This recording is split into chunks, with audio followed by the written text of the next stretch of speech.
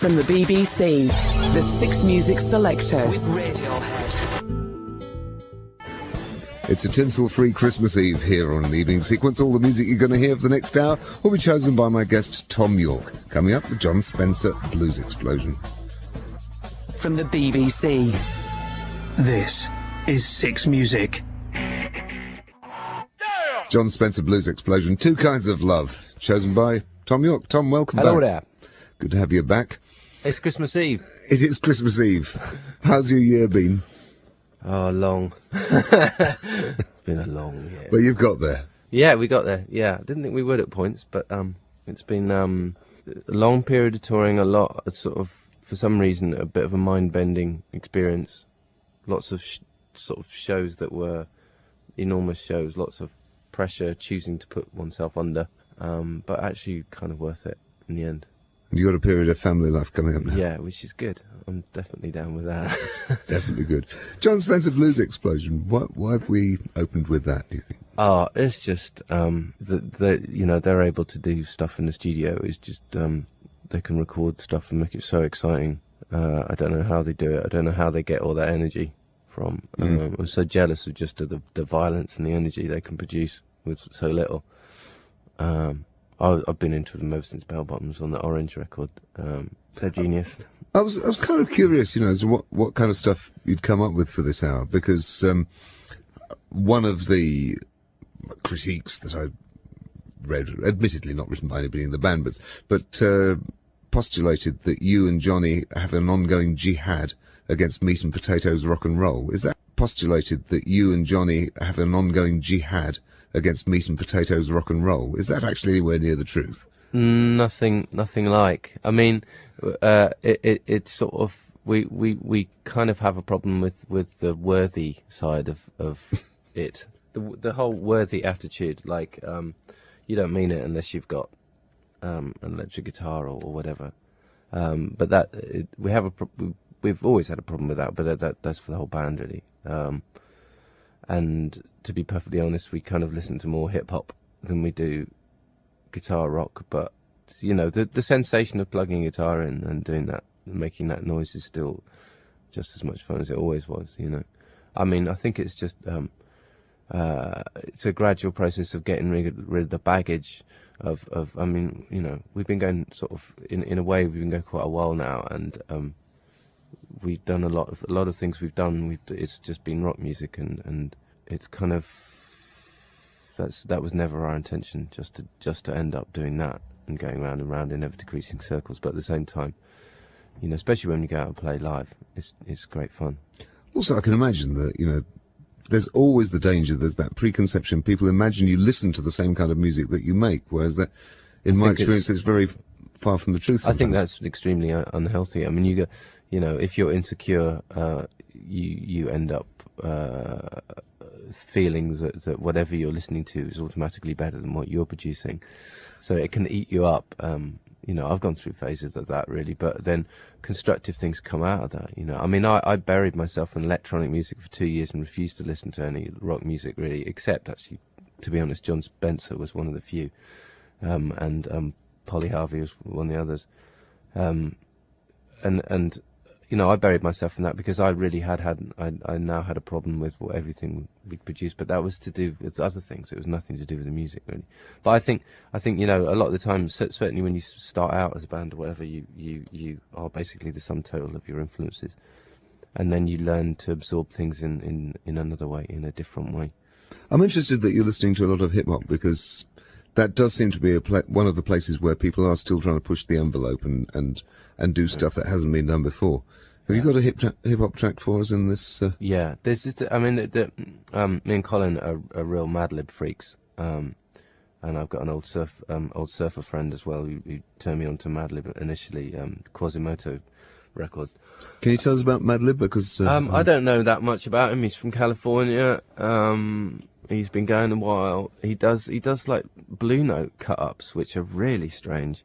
He was given access to the vaults of Blue Note and was able to cut up, 2 tracks of original sessions and all this sort of thing. He cuts things up in a really loose way. it seems what Colin describes it as, you know, loose beat or whatever, because he cuts things up and he doesn't cut them up beat by beat. What's really frustrating about a lot of modern hip hop is that it's like it cuts things up literally beat by beat, because it's really easy to do, because there's lots of software that will do it for you now. But actually the best thing to do is to cut up whole sections of a drum rhythm. Yeah, so you've got it breathes. Yeah, because then you've got this tension between what you've chosen to select and what the drummer was intending initially, and the energy of the drumming initially, and all this. So this is a big obsession for me at the moment, and Madlib is the best, I think, around since, in terms of cutting the beats up, that I've heard for ages. Oh, hit us with it. That's from Loop Pack Madlib record. That's a few years ago. B-boy theme being a beat boy. I don't know. Who knows? It's just like the noise it makes. Yeah, Sound Pieces, The Antidote, the record's called. So, what else have you got in the way of hip hop that's sort of? There's a bunch of stuff that Colin keeps playing, and I'm losing track of it. I mean, I'm basically. I'm eating Madlib. In fact, there's another one we could play next, which is one he's just done with a guy called Dudley Perkins. Well, he only had 59 seconds. Let's give him we're going to have a better chance, really, aren't we? Sorry. Okay, this is called Mama, and this is so strung out. It's such a mad idea for a song, and his vocals are just woohoo. Excellent. Here we go. That's Dudley Perkins with Madlib. That's from an album called Little Light. It came up recently, and I just think that track's just sheer lunacy. I love it. I guess Tupac Shakur was always going on about his mum, or addressing her, saying, was he? you know, oh, Mama, I ain't happy here, you know, don't shed a tear. I'm kind of new to all this. That is just the most strung out singing I've ever heard in my life. Very good. Well, you're listening to the Evening Sequence, gentle listener. Thom Yorke is choosing the music. I was supposed to say that, wasn't I? Oh, yeah. that's all right. No, because it's Christmas Eve. What more do you want?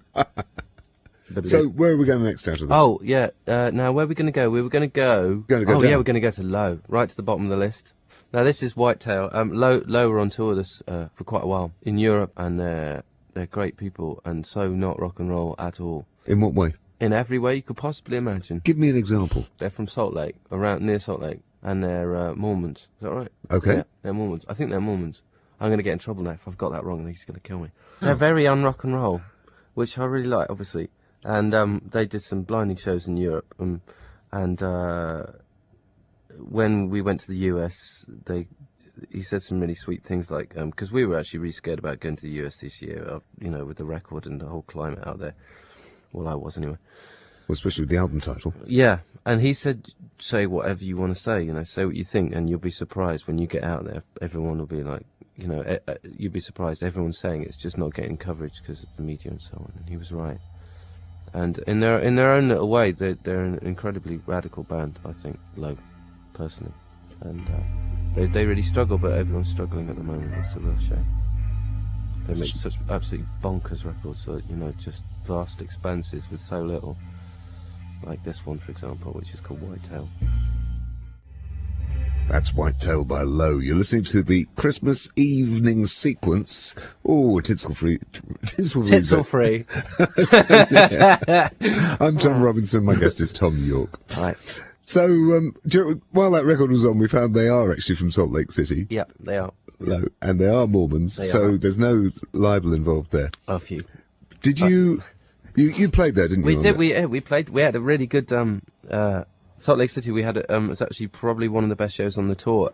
We had a day off in Salt Lake City. It was really nice, very calm, everyone very friendly, and the audience were just very open. It was, and there's some very, very foxy ladies in Salt Lake City. There were some hot ladies there. God, which was really quite mind bending if you thought about it too hard. But yeah, it was really nice. It was a good tour anyway, generally. Actually. Yeah, because when we last spoke, you were about to go off and kind of brave the perils of the road, and also a bit of a kind of red rag to the bull in terms of the title of the album, Hail to the Thief, and whether or not you intended it as a direct reference to our glorious president. It must have caused some reaction, didn't it? The funny thing is, it barely ever came up, because it's a really difficult thing to appreciate, but I think the way that America. This is what Colin's always banging on about. The way that America is portrayed back in Europe now, especially thanks to the filter of the right-wing media in the US, is as a place of ignorance and fear, and it's absolutely the opposite, and always has been. And it's sort of. I kind of felt quite ashamed of actually even being worried about it as an issue. In a way, the fact that Colin wasn't at all bothered about it made it okay. Because Colin has an American wife, and it just seemed really silly to even have got concerned about it. Because when we went out there, it was so much, the resistance to what is going on within the. In the administration and foreign policy and everything, the war and everything, is so huge, and it's radicalized the whole country. It's split it basically down the middle. But you'd think none of it's going on because it's all filtered through the mainstream. So it's not reported? No, not really. I mean, you go on the net; it's everywhere. Anyway. It's a strange atmosphere, but actually one of quite a lot. There's quite a lot of hope out there, I think, at the moment. It's not as it's seen from over here because people are so angry, the most angry they've ever been in the US. Now, talking of angry, that takes us very neatly onto our next track. Monsieur Anger. Mr. Angry himself, Mark E. Smith. Yeah. I understand he's just recently fired. I think that's the umpteenth lineup of the Fall. Yeah, I made the best record for 10 years and then fired everybody. Well done. That's why I do it. But actually, this was that is a stunning record. But this is like my favourite one of recent years. So this is Shake Off. It's from Marshall Suite LP, and it's just this should have been played everywhere all the time. This is the Fall doing disco as far as I'm concerned. Excellent. From the 1969 album Contact, that's Silver Apples with Ruby, and before that you heard The Fall from the Marshall Suite, 1999, thereabouts, Shake Off, both chosen by Thom Yorke, who's our guest this hour. Hi. So, what can you tell us about Silver Apples? I know nothing. I know virtually nothing. We had an after show at Earl's Court a few weeks ago in London, Earl's Court, and Kieran from Fortet DJ'd, as well as one of the guys from ADF. And Kieran, when I came in, they were playing the Silver Apples track, and I kind of thought it was an outtake from Remain in Light from a distance. But it's a completely deranged record. I mean, but the drumming on it's kind of similar to Can in the sense that the drummer is the leader of the band, and there seems to be someone asleep over the keyboards, a bit like Stereolab, who I think were quite influenced by Silver Apples. And that is the extent of my knowledge. That's it. And 30 years separating those records. Yes. It's very strange how some records sound more modern than modern records when you hear them back after a certain. It is really peculiar. I mean, the style of playing, the style of the drumming is like, I mean, that's the sort of thing that all the hip hop boys would be desperately trying to cut up. I remember early Roxy music. I mean, Virginia Plain. Yeah. Sounds kind of newer and fresher than a lot of the stuff that's actually happened in the last 10 years. A lot of it's the rhythmic side of it, I think, as well. A lot of it's like the funk thing or something. I'm not sure. The place where rhythm is sort of really getting pushed, in my view, something on the envelope, does seem to be America and Black America, urban America in particular. Yeah. At the moment, I mean, Missy Elliott's doing some deranged things. Mind you, Dizzy Rascal's doing some very weird stuff here. Did you care for that when that came out? I don't really know it. I mean, I don't really heard it, so I don't. I mean, I'm averse to anybody being thrown at me in that way. I kind of feel sorry for them. It's like, oh, it's the new this or the new that. He's obviously got something, but I ain't really heard enough to sort of judge it.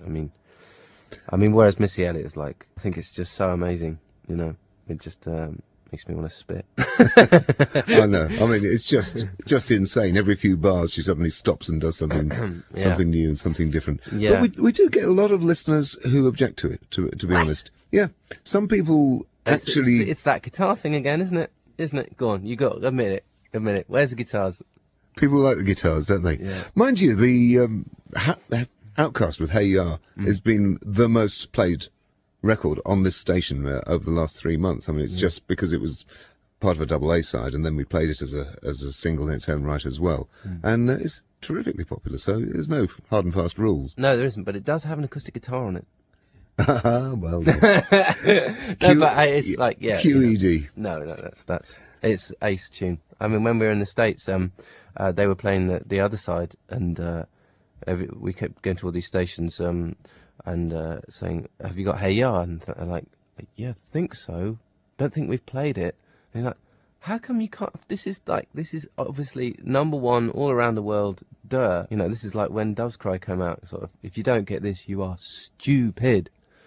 So, given that we've played it to death on the station, I don't think there's any point using up your hour by playing. No, that playing would that be track. silly. That would be silly. But you've got a substitute here for us. I have, yeah. Felix the House Cat. I mean, I think a lot of people know this. I mean, I'm afraid I'm one of the. Few, I'm one of the few who don't. I don't know. I mean, the first time I bought it a week after I went round to Beck's house, and he was playing it to death, and it was like, shit, what's this? And it sounded sort of like he'd found it for some. It's kind of had that vintage thing about it, but not really. And it's just really trashy. And all the artists that work on it, you know, they've all got something.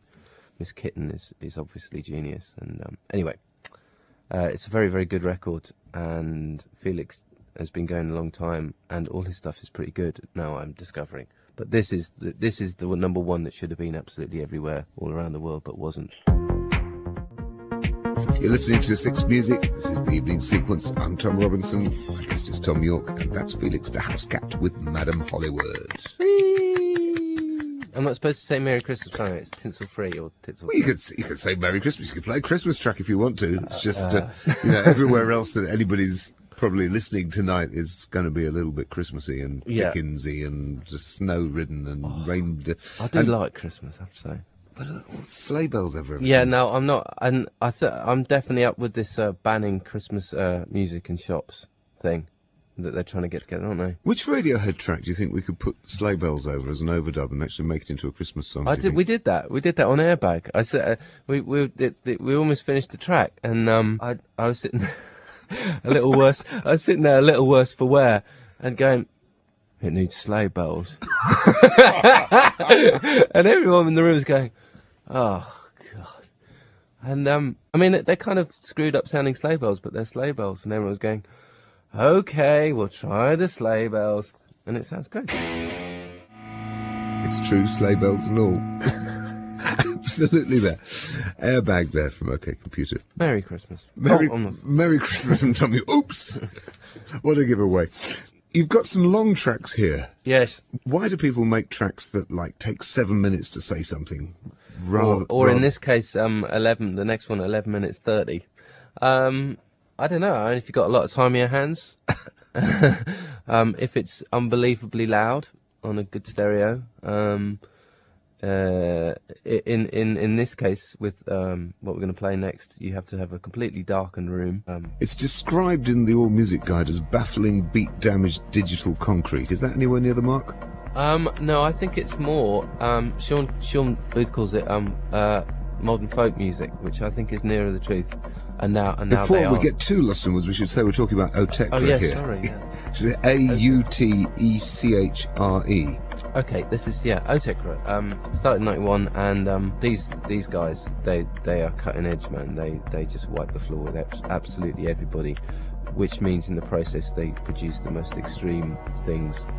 But I mean, to be honest, I think it's like one of those things. It's like when Miles Davis went all crazy in the '70s. It's kind of for it like that. I think people will look back on it in a few years, and they'll take bits and bobs from it, but it will never lose its shock value. So, I mean, to be honest, it ranges. The one I've chosen is a fairly mellow, easy affair, but you sort of listen carefully, listen on repeat, and things are changing throughout. They're kind of random. What they do is they let the computers think for themselves, which is a truly scary thought, but that's what you hear when you hear the music. So we'll go with their very latest album, Draft 730. I'm not sure how you're supposed to pronounce this track. I think they jump up and down on the typewriter when they... The titles certainly are as extreme as the music. This one's called Surrepere. If you listen very carefully in the background, you can hear the sleigh bells on that one. That's Otekra with Surrepere, S-U-R-R-I-P. Yeah. It could be surrogate father in French, couldn't it? Surrepere or something, maybe. I think you're thinking too hard about that. Yep, okay. Anyway, you can find it on the album Draft 7.30, whatever that means. Have you made their acquaintance? I have, yep, on and off. I sent them a grovelling fan letter once and asked them to come on tour with us, and It's not every day an invitation to come on tour with Radiohead drops through the post. To be fair, I would be, they barely knew who we were, to their credit, and Sean was pretty honest. It's like, we don't think people will get it, and this was during the tent tour on Kid A, and I think it might have freaked people out, but I was I think it was a bit of a shame, but a lot of the frequencies and stuff, when they're really, really loud, it's truly terrifying. Some of the stuff they do is just scary as hell. So, and that's about as close as they get to easy listening, is it? That is positively easy listening. That is the most acceptable thing I could find of late. I do appreciate you taking the effort to choose it. I've got to let you in gently, haven't I? Absolutely. Well, I reckon we should have one more really long track to finish off our hour. What's the opposite extreme you can go to from that, do you reckon? I would say Bob Dylan, wouldn't you? Yes. Yes. There are some people who would find the sound of his voice almost as irritating. Oh, that's good. Because I remember when he did first come out, I was 13 or something, when the first Bob Dylan hit the airwaves, and people didn't get it. There was this voice that sounded like a very old man singing through his nose, and it was a 22-year-old or something, War in peace! And he hasn't really stopped to give him credit. He's carried on doing it ever since. Yeah. And that's folk music too. It is. Just like Otekra. So now, what have you chosen out of Bob Dylan's vast canon? Sad-Eyed Lady of the Lowlands. I'd try to say it like him, but there would be no point. Now, why this one? Because this one is my absolute favourite Bob Dylan track, and every time I hear it, it sucks me into this crazy place. And it's the most angry love song I've ever heard. And what else? We haven't got much time, so maybe we should just play it. I don't know. Well, I should certainly thank you, Thom Yorke, for coming in for this last hour. I thought I was just going to leg it now, actually. No, thank you very much for coming in and spending... Thank you, Tom, for letting me... This time. Come back and do it again sometime soon, whenever you've got a... More than an hour would be good. It's a bit...